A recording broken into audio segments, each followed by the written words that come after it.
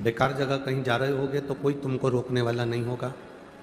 पाप कर रहे होगे तो कोई तुम्हें रोकने वाला नहीं होगा।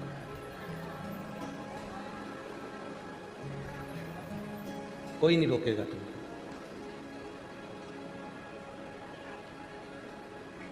पाप करने में कोई तुम्हें रोकने वाला नहीं होगा, बेकार काम करने में कोई तुम्हें रोकने वाला नहीं होगा, कोई टोकेगा भी नहीं।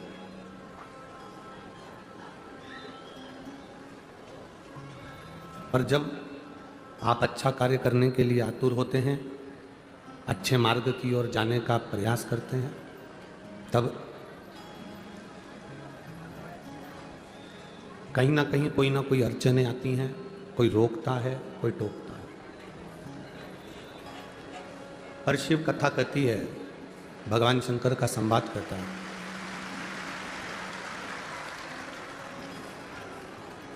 पाप कर्म करने पर, झूठ बोलने पर, प्रपंच करने पर, गलत काम करने पर रोकने वाला कोई नहीं होगा। पर उस जगह पर आपका मन, आपका हृदय, आपका चित्त आपको रोक सकता है।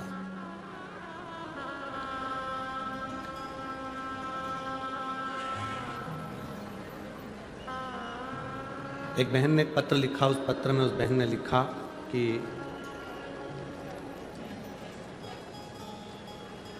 हम जिस मंदिर में पशुपति व्रत करते हैं,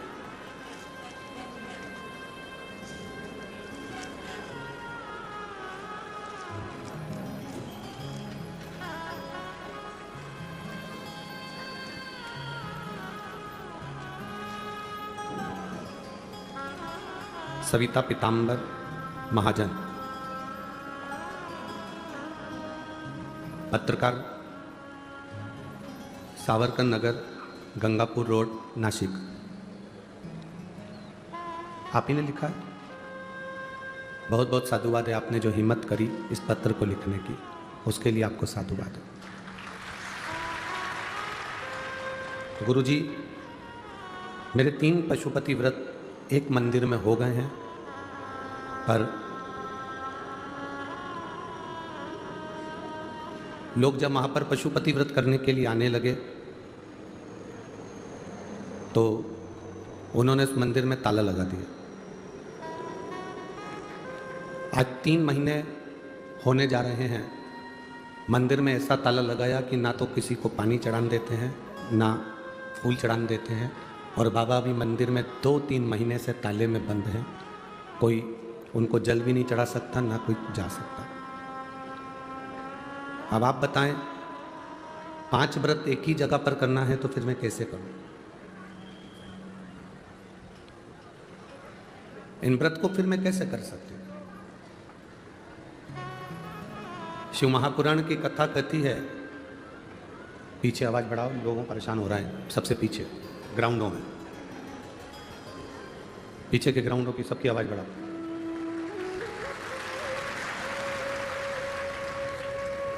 पशुपति व्रत अब मैं करूं तो कैसे करूं? बैठो बेटा, बैठो। पहले तो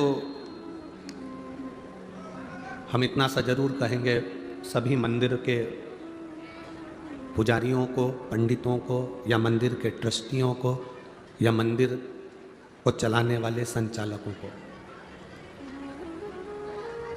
शिव महापुराण के पहले ऐसे कितने शिव मंदिर थे जिन मंदिरों के अंदर कुत्ते बैठे रहते थे, कोई जाना पसंद नहीं करता था।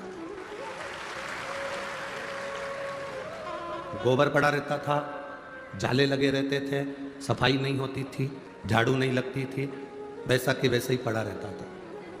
हमारा तो केवल सनातन धर्म के इन रक्षकों से केवल हाथ जोड़ के निवेदन है, अगर आज बेटा बेटी, घर की बहुएं, घर के पुरुष शंकर के मंदिर तक आ रहे हैं तो आपको खुश होना चाहिए कि हमारा सनातन धर्म जाग रहा है।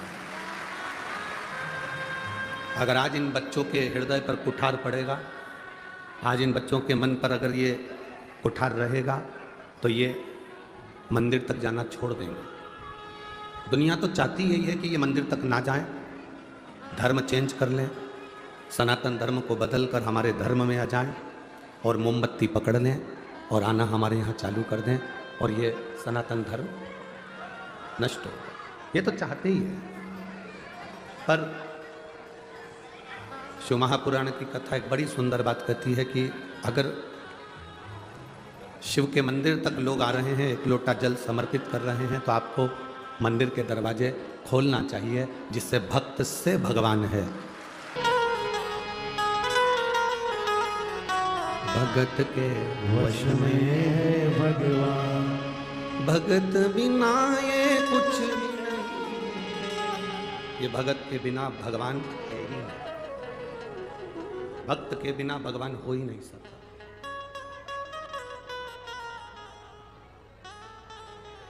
भक्त बिना ये कुछ भी नहीं है, और भगत के वश में भगवान।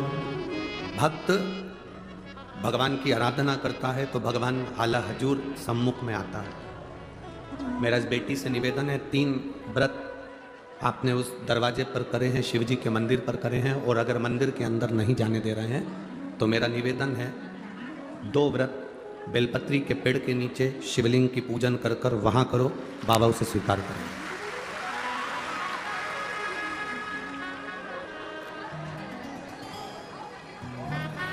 तुझ में रब बसता है यारा में, क्या करूं, सब जगह पर वही है।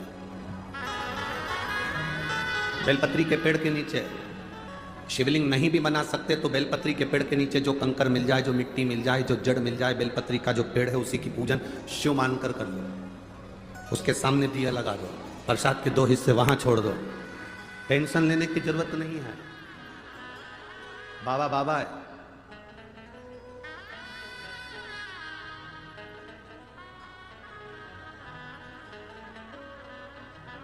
बल्कि खुश होना चाहिए कि इतने सारे भक्त शिव के मंदिर तक आना चालू कर दिए, शंकर जी को एक लोटा जल चढ़ाना चालू कर दिए। ये खुशी है जिसके लिए स्वयं जगत गुरु शंकराचार्य जी का जन्म हुआ था, प्रकट हुए थे जगत गुरु शंकराचार्य। भगवान शंकर ने जगत गुरु शंकराचार्य को इस संसार में पृथ्वी पर प्रकट करा था, शंकर की पूजन का विधान बताने के लिए। शिव जी की पूजन का विधान बताने के लिए जगत गुरु शंकराचार्य जी को भगवान शिव ने अपना अंश अवतार प्रकट करा था। और जगत गुरु शंकराचार्य जी ने 4 पीठों का निर्माण कर कर शंकर भगवान की पूजन का प्रचार किया। बीच में थोड़ा थोड़ा समय ऐसा विधर्मियों का आ गया, जिन विधर्मियों ने सब बर्बाद कर दिया, मंदिर देवालय शिवालय सब तोड़ तुड़ा के नचित कर दिए। उसके बाद भोले बाबा ने ना जाने कौन सी कृपा कर कर ये कलिकाल में ये शिव महापुराण की कथा के माध्यम से फिर प्रचार प्रारंभ करा।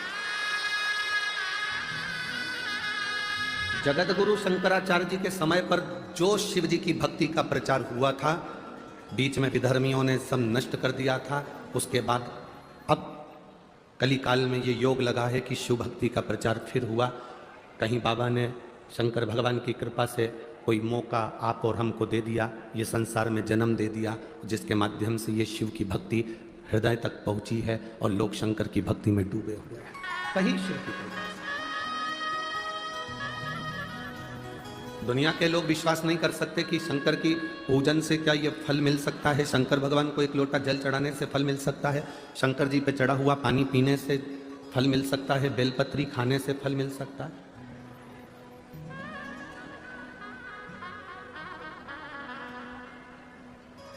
जिनके मन में संशय होता है, हम उनसे कहते हैं कि इस व्यासपीठ पर ढेरों पत्र आते हैं और सब पत्र में सबका मोबाइल नंबर, फोन नंबर सब रहता है। एक पत्र आया है, देखिए। मेरा नाम शीतल दीपक शिर्के है।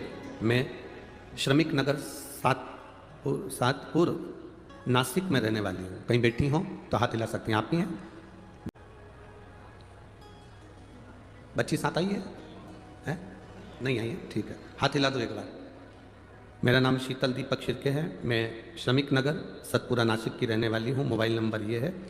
मेरी बेटी रेवा दीपक शिर्के 6 साल की है।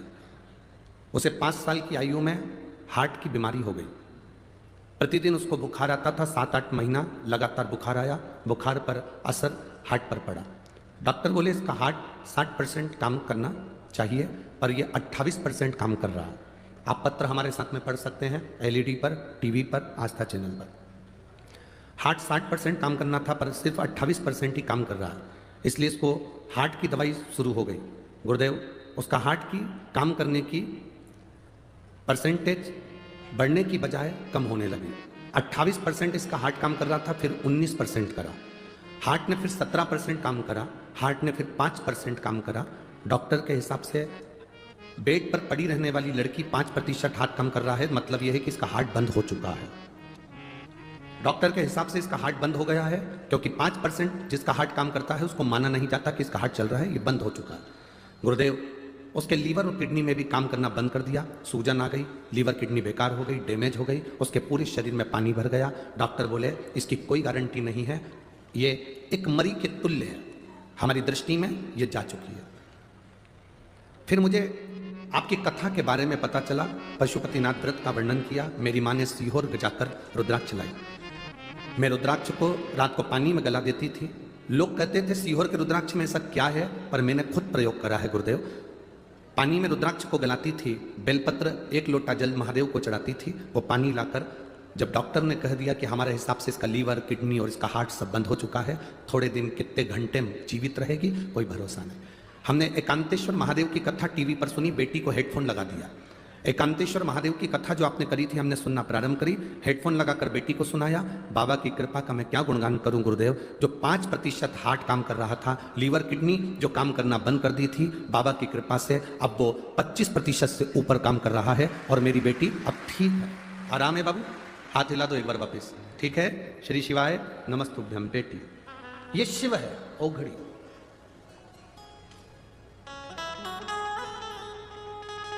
आपका विश्वास, दुनिया भले हंसती हो, दुनिया भले टोकती हो, दुनिया भले अपशब्द कहती हो, मेरा बेटी से निवेदन है।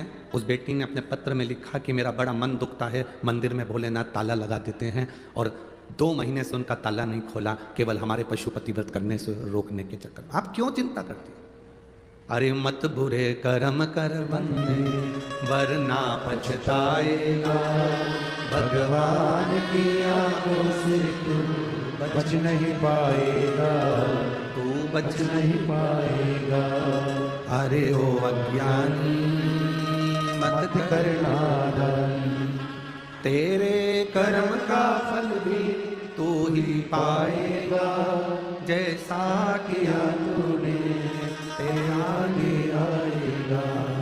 मत बुरे कर्म कर बंदे वरना पछताएगा, भगवान की आंखों से तू बच नहीं पाएगा, तू बच नहीं पाएगा। मेरा निवेदन है मेरी बेटी से, चिंता नहीं करना। हमारे मध्य प्रदेश में एक मंदिर के शंकर जी को पशुपति व्रत कोई ना करे तो कांच में जड़ दिया था, चारों तरफ कांच लगा दिया था। बाद में पुजारी जी आईसीयू में पड़े रहे, उनको वेंटिलेटर पर पटक दिया। जब मेरे उनकी पत्नी रोई, हाथ जोड़े, तब कांच को हथौड़ी से फोड़ा गया, शिव रिहा हुए, तब पंडित की ऑक्सीजन वापिस सामने आई। तुम क्यों टेंशन लेते?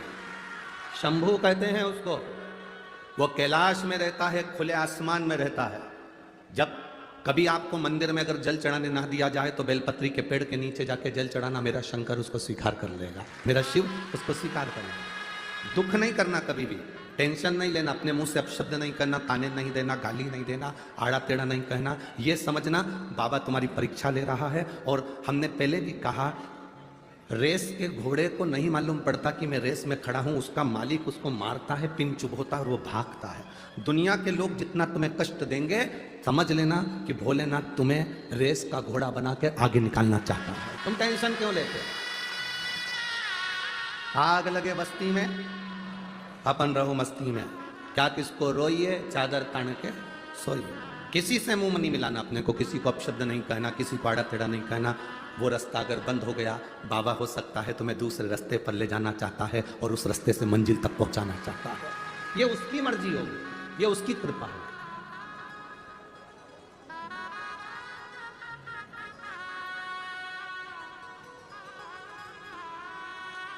शिव की कृपा बिना संसार में कुछ नहीं होता। खूब रोए, दोनों पति पत्नी खूब रोए। फोन लगाया, गुरुजी ऐसी ऐसी बात है। आशीष ने हमारी बात कराई, हमने उनसे कहा काहे को टेंशन लेना, हो सकता है पूर्व में तुम्हारा कोई लेन देन होगा, आज मिट गया। अरे गुरुजी 1.5-2 करोड़ का माल चले गया। हमने कहा कोई बात नहीं, पैदा हुए थे जब लेकर आए थे क्या 1.5-2 करोड़ का माल? नहीं लाए थे ना।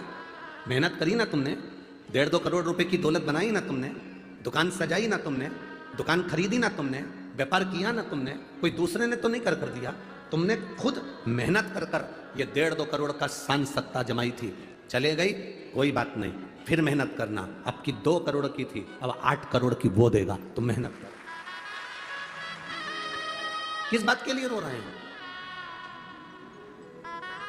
अब सौंप दिया इस जीवन का सब भार तुम्हारे हाथों में, हे हार तुम्हारे हाथों में, हे जीत तुम्हारे हाथों में। कोई बात नहीं, दे दिया ना, कोई बात नहीं, टेंशन नहीं होना, प्रसन्न होकर जी।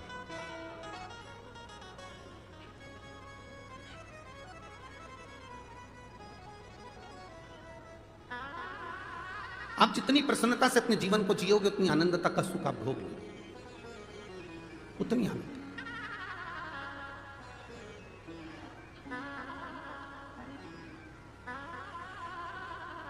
बाबा के पास जाकर उन्होंने निवेदन करा, पिताजी मेरे को संतान का सुख है। बाबा ने कहा केवल एक काम कर, पार्थिव शिवलिंग का निर्माण कर और पूजन कर, पार्थिव का पूजन कर।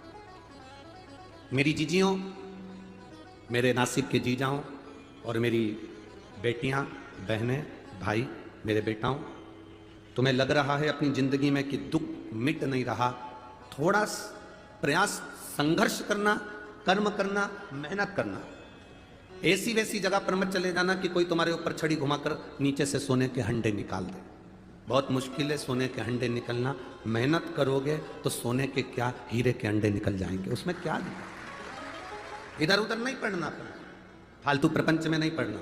हमारा शास्त्र कहता है जब दुख की घड़ी में माता अंजना, श्री हनुमान जी महाराज की माता, माता अंजना, जिनके घर में संतान का सुख नहीं हुआ, बहुत अवस्था माता अंजना की निकलती चली गई, औलाद नहीं हुई, तब माता अंजना भी अपने पिता के पास जाकर बैठी और पिता ने कहा तू चिंता मत कर, पार्थिव शिवलिंग का निर्माण कर। जब तुम्हारे जीवन में कष्ट आए, धन नहीं आ रहा, व्यापार नहीं बढ़ रहा, तकलीफें आ रही, पार्थिव शिवलिंग का निर्माण करो।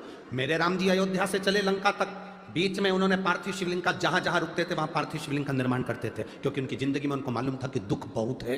14 वर्ष का वनवास मुझे झेल दिया गया है, वो 14 वर्ष का वनवास मुझे झेलना है, दुख बहुत है। इसलिए उन्होंने भगवान शंकर की पूजन करी। भगवान कृष्ण ने एक बार भी पांडवों से यह नहीं कहा कि तुम इस देवता की पूजन करो कि उस देवता की पूजन करो। पांडवों से कहा गया तुम शंकर जी की पूजन करो। जितने भी पांडवकालीन मंदिर मिलेंगे शंकर जी के मिलेंगे। पांडवों ने जो मंदिर का निर्माण करा वो शंकर जी का करा। भीम ने मंदिर बनाया, युधिष्ठिर ने मंदिर बनाया, अर्जुन ने मंदिर बनाया, नकुल सहदेव ने मंदिर बनाया, सब शिव के मंदिर। पांडव शंकर जी का अनुमोदन करते थे तो पांडवों को भी वो सुख प्राप्त हुआ, वो सुख मिला पांडवों। शिव भक्ति का जो सुख है वो खाली नहीं गया। राम जी ने पूजन करी, भगवान कृष्ण ने पूजन करी। दुख की घड़ी में पार्थिव लिंग का निर्माण करो। अब जरूरी नहीं कि तुम वो पार्थिव लिंग बनाने के लिए मट्टी लाओगे, अपने घर में जो गमला लगाओ, अपने घर में जो गमला हो, भले वो काय का भी गमला हो, उस गमले में जो मिट्टी है उसी को वहां पर इकट्ठी कर लो और इकट्ठी कर कर एक शिवलिंग बना लो और शिवलिंग बनाकर उसकी पूजन कर लो। अब किसी ने पूछा गुरुजी क्या केवल शिवलिंग बना लेंगे, नीचे जलाधारी नहीं बनाएंगे गमले में, चलेगा? क्यों नहीं चलेगा? शिव महापुराण में कहा गया केवल शिवलिंग अकेला बनता है तो उसको मणिलिंग कहा जाता है। उसकी पूजन का प्रमाण भी हमारे शास्त्रों में है। आप तो मिट्टी के ढेरे को ऊंचा करो, गमले के अंदर मिट्टी भरी है, उसको वहीं पर पेड़ पौधा लगा है बगीचे में, वहीं पर मिट्टी के ढेरे को ऊंचा करो, उसकी पूजन करके जल विसर्जन करके बाद में उसको जल डालकर वहीं ठंडा कर दो, वहीं विसर्जन कर दो। कौन मना? तुम्हें लगे कि अब मैं बहुत हार चुकी हूं, बहुत थक चुकी हूं, एक बार शिवलिंग का निर्माण, पार्थिव लिंग का निर्माण करें। पार्थिव। और मेरी जीजियों और जितने आस्था चैनल पर श्रोता भाई बहन कथा सुन रहे हैं, जितने बेटा बेटी कथा सुन रहे हैं, बहुत जल्दी हमें हार नहीं मानना है। बहुत जल्दी हमें हार नहीं मानना, बहुत जल्दी हमें हार नहीं मानना। अगर जीवन में दुख है, संघर्ष की जिंदगी जी रहे हो और कोई रास्ता नजर ना आए तो एक बार कुबेरेश्वर धाम पर आकर 5 कंकर उठाकर उसकी पूजन जहां कंकर शंकर की भूमि है, वहाँ बैठकर बाबा से प्रार्थना कर कर उस कंकर शंकर को नमन कर कर एक बार उससे दिल से कह कर आ जाना, बाबा कुबेर भंडारी ऐसा भंडार भरना मैं 3 महीने में वापिस सजाऊं, ऐसी कृपा कर। ये बैग जो मैं लेकर आया हूं इसको खोलूंगा नहीं मैं, इसको मैं अब 3 महीने के अंदर वापिस आऊंगा तभी खोलूंगा, बैग भी नहीं खोलूंगा, मैं नहीं खोलूंगा।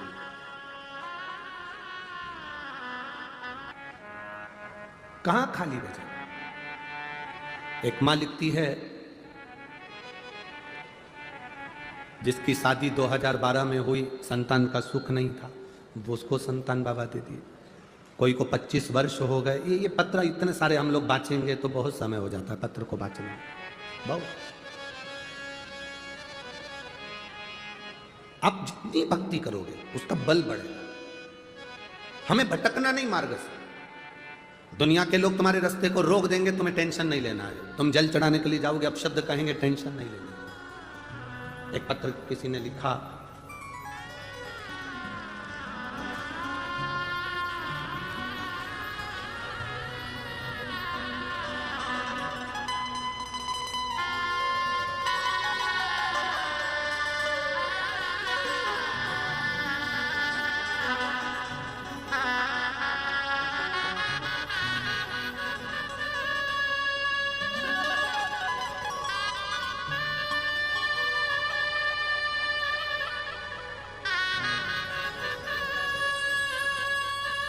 मैं सो भारती रतन जाधव, नासिक जेल रोड से हूँ। आप ही दोनों हाथ हिला दो एक बार। श्री शिवाय नमस्ते। मैं सो भारती रतन जाधव, नासिक जेल रोड से हूँ। मेरे पति रतन जाधव, जिनका लीवर 10% तक खराब हो चुका था, डॉक्टरों ने अच्छे अच्छे डॉक्टरों को दिखाया, सबने उनके लीवर को बदलने के लिए, ट्रांसप्लांट के लिए कहा। खर्चा बताया लगभग 20 से 30 लाख के लगभग में खर्चा। ऑपरेशन भी, उनका लीवर इस तरह से डैमेज हो चुका था कि उसका ऑपरेशन 8 स्टेज में करना था, 8 बार में उसको पूरा करना था। अब करें तो करें क्या। हम घर में माता रानी की पूजन करते हैं, बाबा की पूजन करते हैं, पर बाबा की कृपा क्या होती है गुरुजी। मैंने टीवी पर कथा सुनी, रोज मंदिर जाना चालू करा, एक बेलपत्र चढ़ाती, बाबा से मांगकर औषधि के रूप में लेकर आती और अपने पति को दे देती। मैं बाबा को आज धन्यवाद देने के लिए बैठी हूँ। हमने दूसरी बार जब वापिस डॉक्टर से जांच कराई 20 दिन के बाद में, तो डॉक्टर ने कह दिया तुम्हारे पति का लीवर किडनी दोनों काम करना प्रारंभ कर दी है, अब ट्रांसप्लांट की जरूरत नहीं है। आज मैं प्रसन्न इसलिए हूँ कि मेरे पति की भी ड्यूटी 5 दिन के लिए भोले बाबा के चरणों में लगी है, इसकी मुझे प्रसन्नता है। बहुत बहुत साधुवाद, बैठिए भाई। श्री शिवाय नमस्ते। उसकी मुझे प्रसन्नता है। शिव तत्व में भगवान, अब इसमें कहीं कोई ऐसा विचार हमारी दृष्टि में नहीं आता कि आप कहीं दूसरी जगह कहीं गए हो या किसी से आपने कहा। आपने शिव से कहा, आपने भगवान शंकर से कहा, आपने उघड़दानी से कहा। आप किसी दूसरे से नहीं कह रहे हो, आप शिव से कह रहे हो। शिव कौन है? शंकर है कौन? मेरी जितनी जीजियां बैठी हुई हैं, जितनी मेरी बेटियां बैठी हैं, आप शंकर को अपना पिता मानना। जैसे अपने पिता से मायके में जाकर बात करते हो, वैसे शंकर से अपने दिल की बात करो, उसको दिल से रिझा। ये तुम्हारा बाबुल है, ये तुम्हारा पिता है, ये तुम्हारा बाप, तुम्हारा पिता, तुम्हारा बाबुल है, ये तुम्हारा भाऊ है। प्रेम से जाकर उससे कहो, सुनेगा। हम उसे भगवान नहीं मान रहे, हम उसको पिता मान रहे हैं। और पिता से दिल की बात कही जा सकती है, पिता से अपने मन की बात हम कह सकते हैं, अपने दिल की बात हम अपने बाबुल से, अपने पिता से कह सकते हैं।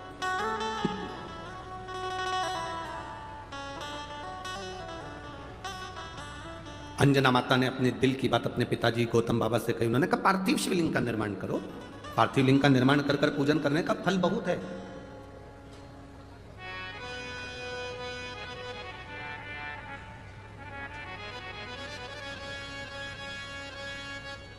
हमने पूजन के कई विधान बताए आपको, उसमें एक विधान हमने ये भी बताया आपको कि अगर शंकर को जल नहीं चढ़ा सकते, पूजन नहीं कर सकते, मंदिर नहीं जा सकते, तो इतना कर सकते हैं कि कोई पवित्र नदी में, तालाब में, बावड़ी में, कुएं में अगर कोई निर्माल्य डाल रहा है तो आप उसको मना कर सकते हैं कि हमारी ये गोदावरी पवित्र है, इसमें कचरा मत डालो।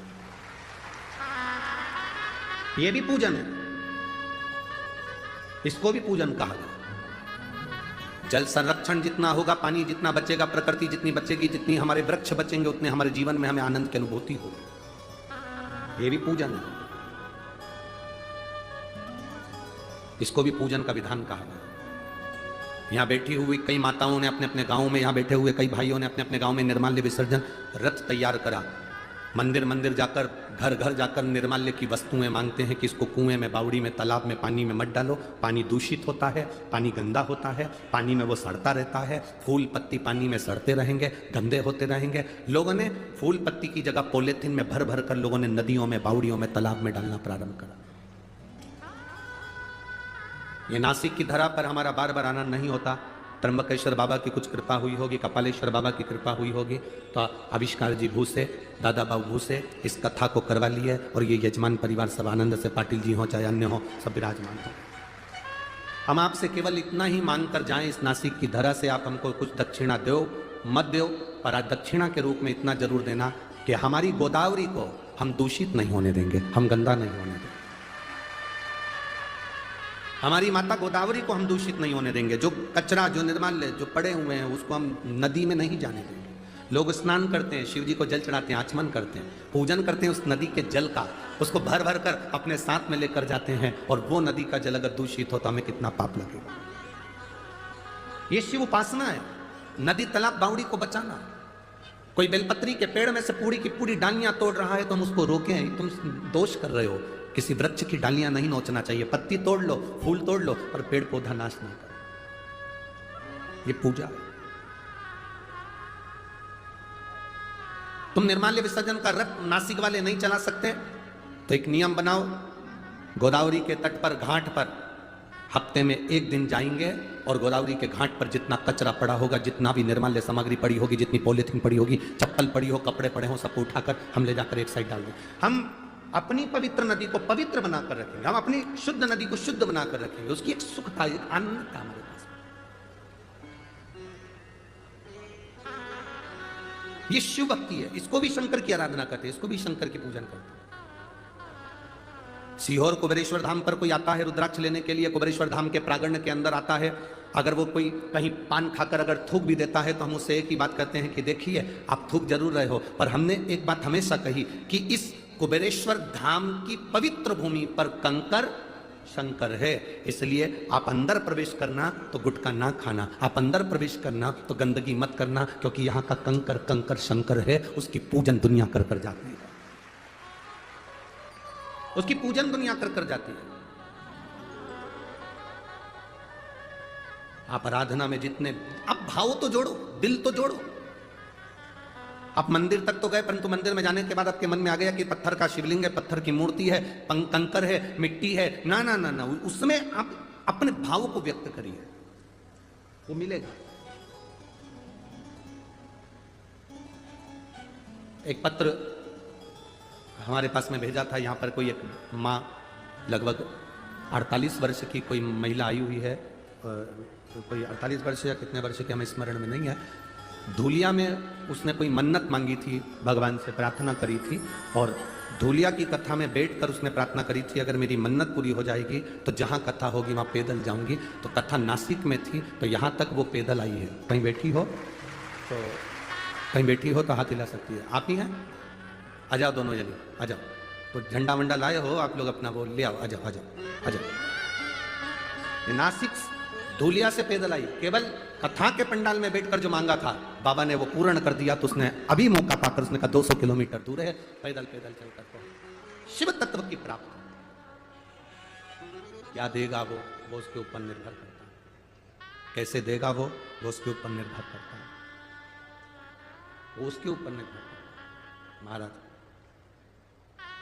खाली ना जाता कोई दर से तुम्हारे, खाली ना जाता कर से तुम्हारे मैं भी खड़ा हूँ बाह पसारे, मैं भी खड़ा हूँ बाह पसारे, अपने हृदय से लगा लो गिरा जा रहा हूँ उठा लो भोले अपने डर से अब तो न टालो, गिरी जा रहे हो उठा लो शिव कथा कर रहे, भगवान शंकर की कथा वर्णन कर रहे। अंजना माता के गर्भ से संतान नहीं थी, गौतम बाबा ने पार्थिव लिंग की निर्माण पूजन का वर्णन किया। पूजन करी, राजा केसरी ने पूछ लिया अंजना को, क्या कर रही हो तुम? ये संतान के लिए शिवलिंग का पूजन है, पार्थिव लिंग का पूजन संतान के लिए। हाँ। पार्थिव लिंग का पूजन। हाँ। पहले केसरी अंजना के साथ में, माता अंजना जी के साथ में बैठकर शिवलिंग का पूजन नहीं कर रहे थे। केसरी बाबा पहले माता अंजना जी के साथ में बैठकर शिवलिंग का पूजन नहीं कर रहे थे, पर जब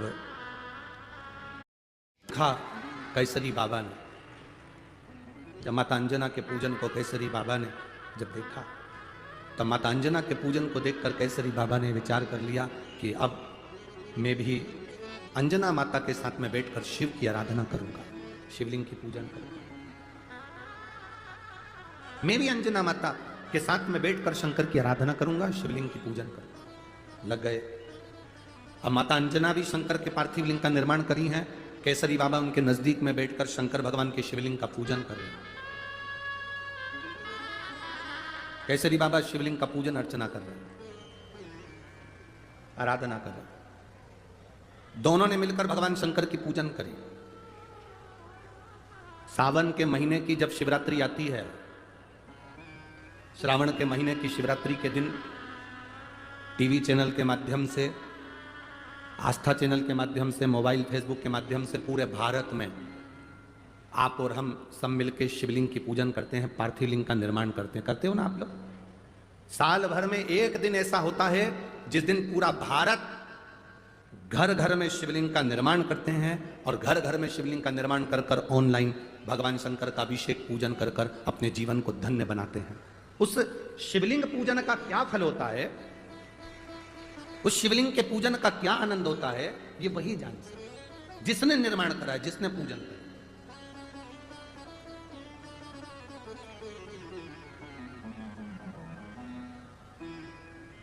जो शिवलिंग के निर्माण को कर लेता है, शंकर भगवान का जो पूजन करता है, उसको मालूम पड़ जाता है कि शिवलिंग पूजन का क्या फल है, मंदिर जाने का क्या फल है, लोटा भर के जल चढ़ाने का क्या फल है, शंकर का अनुमोदन करने का क्या फल है, शंकर भगवान का शिवलिंग पर चढ़े हुए जल का आचमन करने का क्या फल है, एक बेलपत्र को पाने का क्या फल है। शिव महापुराण की कथा के पंडाल में बैठकर या टीवी के सामने बैठकर या मोबाइल के सम्मुख में कथा सुनने का क्या फल है, ये जो जानता है वो समझता है कि शंकर की भक्ति का फल क्या मिलता है, ये वो जानता है।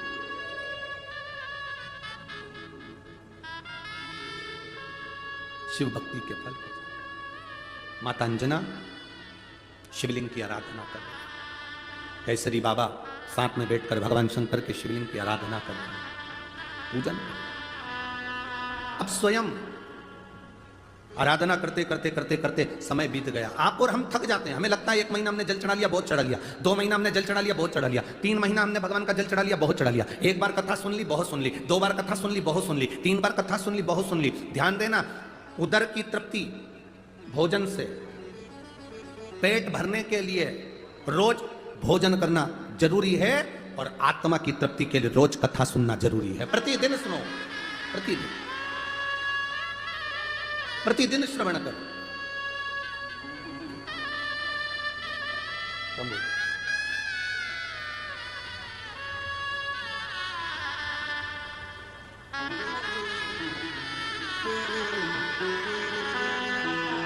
जोरदार ताली बजाइए जो धूलिया से नासिक तक पैदल भगवान शिव की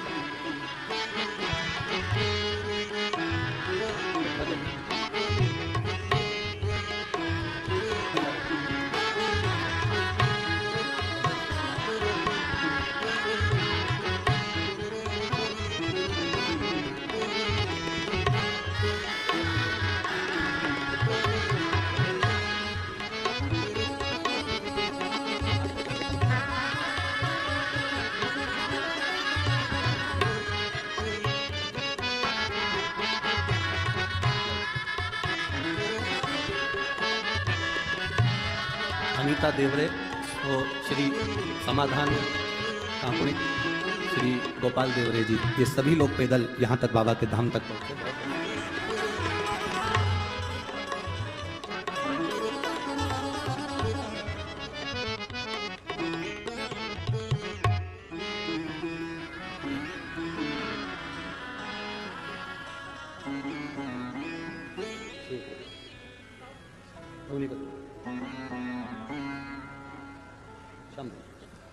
शिव कृपा इसी को कर। बाबा देवादिदेव महादेव ओघड़दानी त्रिकालदर्शी कैलाशी अविनाशी शिव।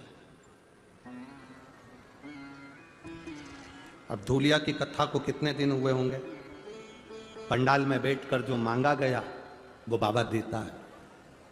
आप लोग आज विराम दिवस, कथा का समापन है, विराम दिवस है, आप सब विराम की कथा में आए हो। हमने पहले भी कहा, मेहमान जब जाते हैं घर के बच्चों को 150 रुपये देकर जाते हैं, और शिव महापुराण जिस दिन विराम होती है वो अपना भंडार लुटा कर जाती है। जो बटोरने वाले हैं वो बटोर, मेहमान जाते समय कुछ देकर जाते हैं। उसी तरह मेरा बाबा भी विराम के दिन में कुछ ना कुछ ऐसा देकर जाता है जो जीवन की सार्थकता सिद्ध हो जाए।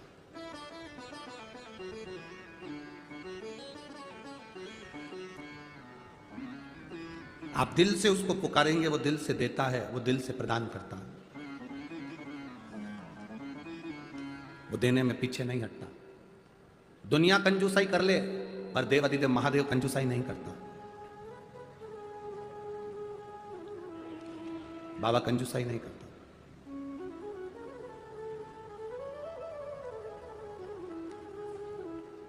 शिव कथा कर रही है, अंजना माता ने भगवान शंकर की पूजन करी।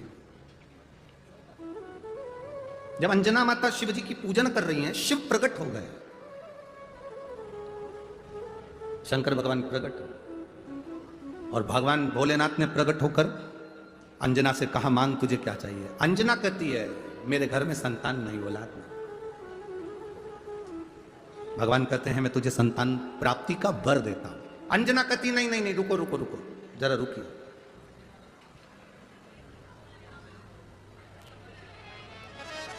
ऐसी औलाद नहीं चाहिए जो औलाद सनातन धर्म को गाली दे या हमारे धर्म को गाली दे। अंजना कहती है, मेरे गर्भ से अगर कोई औलाद हो तो भोलेनाथ तुम्हारे जैसी संतान होना चाहिए। केवल भगवान से यह मत कहना कि मेरे 15 साल हो गए, 8 साल हो गए, 10 साल हो गए, संतान नहीं, संतान दो, ना ना ना। भगवान से कहना, औलाद ऐसी देना जो भारत देश में जन्म ले, भारत का भोजन करे, भारत की भूमि पर रहे, और भारत की सभ्यता, संस्कृति और भारत के सनातन धर्म को और 4 चांद लगाए। ऐसी औलाद दे। स्वामी विवेकानंद जैसी, रामकृष्ण परमहंस जैसी, संत तुकाराम जी जैसी, चैतन्य महाप्रभु जी जैसी, श्रीमद वल्लभाचार्य जी जैसी संतान हमारे गर्भ से जन्म ले। मीरा, कर्मा, ध्रुव, प्रहलाद जैसी औलाद हमारे यहां जन्म ले। ऐसी औलाद ना पैदा करना जो इलू इलू करती फिर। ऐसी औलाद को कहा जाए? ऐसी औलाद किस काम की, जो केवल फिल्म के गाने गा रही है, केवल जो एक्टर हैं उनको देखकर अपने जीवन को सार्थक बनाने की सिद्धता रखती है।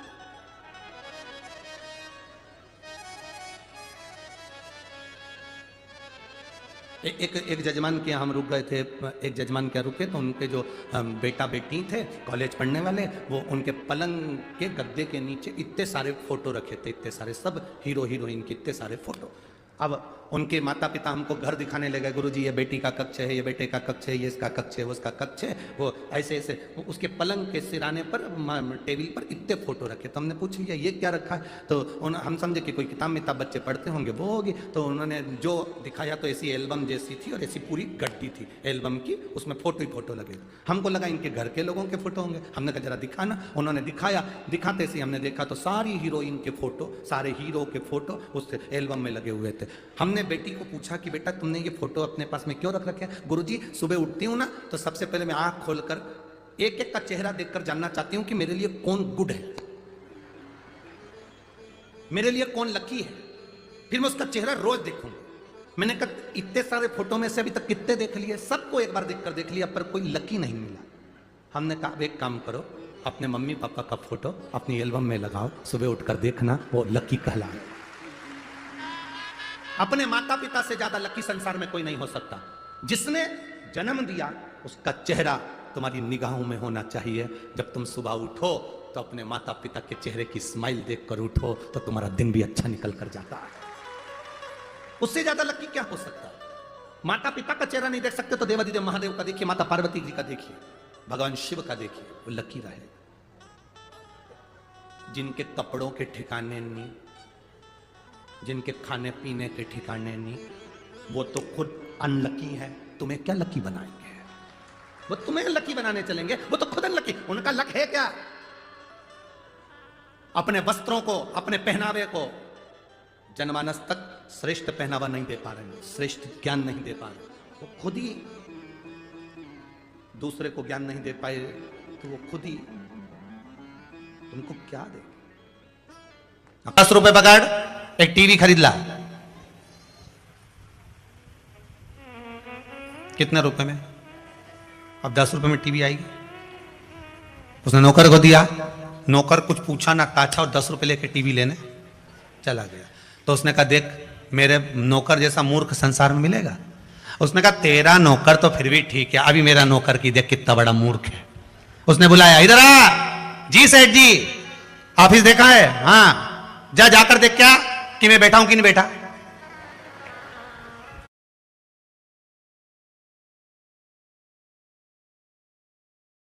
नारी का सात्वित्व अगर प्रबल है तो किसकी सामर्थ्यता होगी जो आपकी भक्ति को डिगा दे।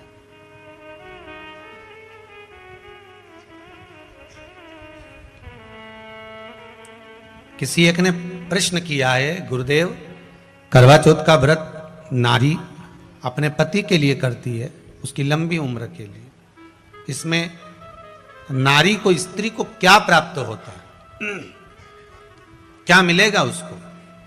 क्या प्राप्त होगा? तो आज की कथा ध्यान रखना।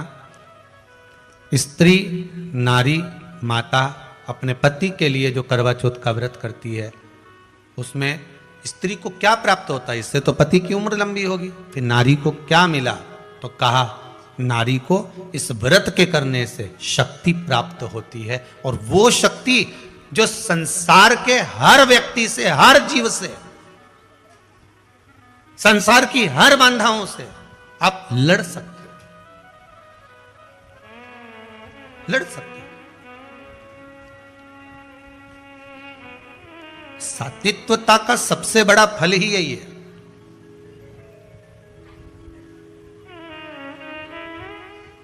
पहले भी कथा में काज फिर कहते हैं, आपका जो भजन है, आपका जो पुण्य है, आपका जो सत्कर्म है, आपकी जो भक्ति है, वो कहीं ना कहीं आपके सामने आ ही जाती है। जलंधर को मारने का विचार सारे देवताओं ने कर लिया, पर जलंधर को मार नहीं सकते थे क्योंकि वृंदा का सात्वित्व तो इतना प्रबल था, बहुत प्रबल सात्वित्व तो वृंदा का था।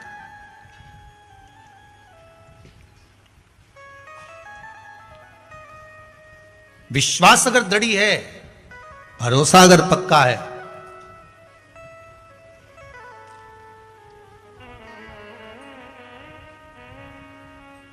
तो फिर व्यक्ति कहां डिगेगा? कहां डिगेगा? आपका किया गया दान, आपका किया गया सत्कर्म, आपका किया गया पुण्य, आपका किया गया भजन। सुबह सुबह फोन जदों करे वाइब्रेट, कच्ची पक्की नींदे मेरा दिल धड़के, सच जा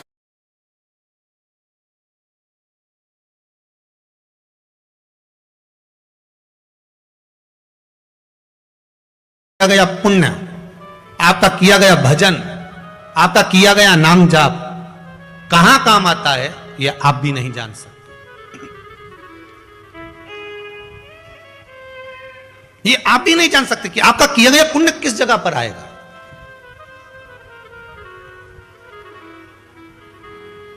हम तो केवल एक निमित्त मात्र हैं।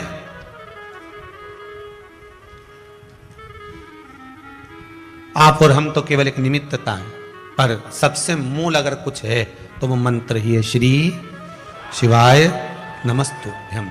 या पंचाक्षर जप लो, नमः शिवाय, पंचाक्षर मंत्र।